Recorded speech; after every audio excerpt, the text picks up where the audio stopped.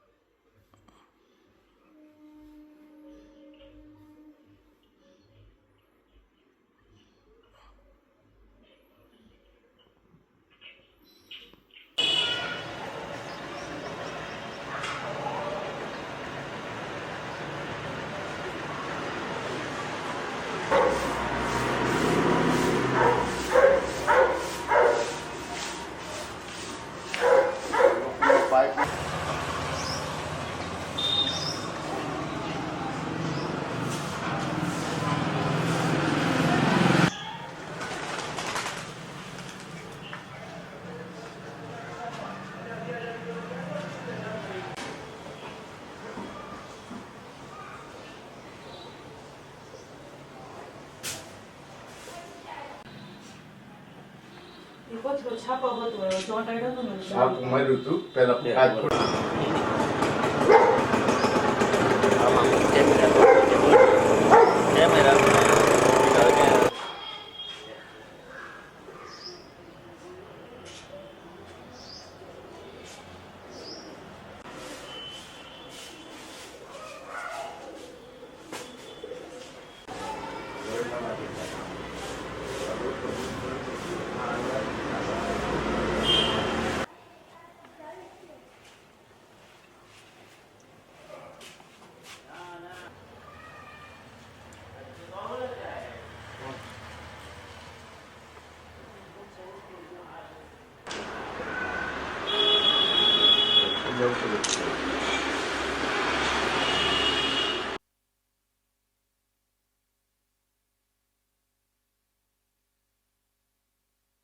રક્ષાબેન હિતેશભાઈ ગોરેચા સાહેબ સવારે રાતે 2 ને 2:15 થી 2 ના ગાળામાં થયો છે અને બધા ભર ઊંઘમાં સૂતા હતા। અમે ઓચિંતાનો મળ્યો, ધડાધડીનો અવાજ આવવા માંડ્યો એટલે અમે જાગી ગયા। જોયું તો પથ્થરમારો ચાલુ હતો, કેમેરામાં બધું આવી ગયું છે, રેકોર્ડિંગ થઈ ગયું છે। પરિવાર બધા ચિંતામાં જ છે સાહેબ। આ 2 વાર 3 વાર આવી રીતે હુમલો કર્યો છે। એક દિવસ તો 3 વાર, આખો દિવસમાં 3 વાર, 24 કલાકમાં 3 વાર કર્યો હતો, પછી પાછો 2 વાર કર્યો હતો, આજે ગઈકાલે રાતે કર્યો પાછો। પહેલા તરીકે સાહેબ હવે આખો દિવસ ભયમાં જ રહેવાનું, કારણ કે એમ થાય કે જેન્ટ્સ ઘરમાં આવી ગયા તો શાંતિ થાય, જાય ત્યાં સુધી તો ચિંતા ને ચિંતા રહે ક્યારે પાછા આવશે, ક્યારે પાછા આવે, પણ જેન્ટ્સને તો કાંઈ ન કહીએ કાંઈ આપણે। પોલીસ આવે છે, આવીને જોઈને જતી રહે છે, કોઈને પકડતા નથી, પકડે તો એકને પકડે। 4 ની ફરિયાદ કરી હતી અમે 4 માંથી એકને પકડ્યો હતો, અત્યારે જામીન ઉપર છૂટી ગયો છે। હિતેશ જગજીવનદાસ ગોરેચા કાલે તો ભયજનક રાત્રે 2 વાગ્યે સાહેબ એકદમ 2:15 પથ્થરમારો, પાઇપ અને કેમેરા તોડી નાખ્યા અને અમારા ઘરના બધા કાચ તોડી નાખ્યા। અમે સૂતા હતા, પલંગ ઉપર પથ્થર આવ્યો, જાગીને જોયું તો કેમેરા બધા તૂટેલા હતા અને 4 જણા અમારા ઘર ઉપર હુમલો કરતા હતા। અગાઉ પણ ઘટના ઘટેલી, ક્યારે ઘટેલી? 19 તારીખે ઘટના ઘટેલી હતી। તે સમયે ફરિયાદ દાખલ ત્યારે આ 5મી ફરિયાદ હું કરવા જઈ રહ્યો છું। 6 અરજી પોલીસ સ્ટેશનમાં આપી છે, એસપીને રૂબરૂ મળ્યો છું, ડીવાયએસપીને રૂબરૂ મળ્યો છું, છતાં કોઈ આના પ્રતિઘાત પડતા નથી અને આ લોકોને 1 જણાની ધરપકડ કરી હતી। મેં 4 લોકોની ફરિયાદ લખાવેલી છે અને જામીન ઉપર એને છોડી દીધો। કાલે ફરી અને 4 જણાએ મારા ઘર ઉપર હુમલો કર્યો છે, એના સીસીટીવી ફૂટેજ મારી પાસે બધા રેડી છે।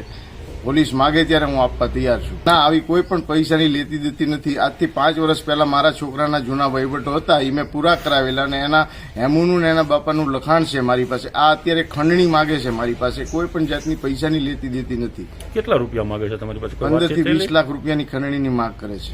તમે શું વ્યવસાય સાથે સંકળાયેલા છો ને તે વ્યવસાય પર અસર પડે છે આની? અને બિલ્ડિંગ કન્સ્ટ્રક્શનનો મારો વ્યવસાય છે. સાઈડ ઉપર વોચમેનને માણસોને આવીને ગાળો દઈ જાય છે, મારે છે. પછી મારે જો કોઈ પાર્ટીનું કામ ચાલતું હોય તો એ પાર્ટીને ફોન કરીને કહે છે કે તમે ઈ ત્યાં આવે તમે અમને ફોન કરીને જણાવજો. તો શું અપેક્ષા શું પોલીસ પોલીસ કામગીરી પાસે કરતી અમારે નથી? ઘરમાં ફેમિલીમાં રક્ષણની જરૂર છે અત્યારે તાત્કાલિક ધોરણે, અને અમારી જાનમાલની રક્ષા થાય. નહીં તો અમારે ઘરમાંથી કોઈ પણ વસ્તુ કોઈ પણ ઉપર હુમલો થશે તો આના માટે જવાબદાર પોલીસ રહેશે.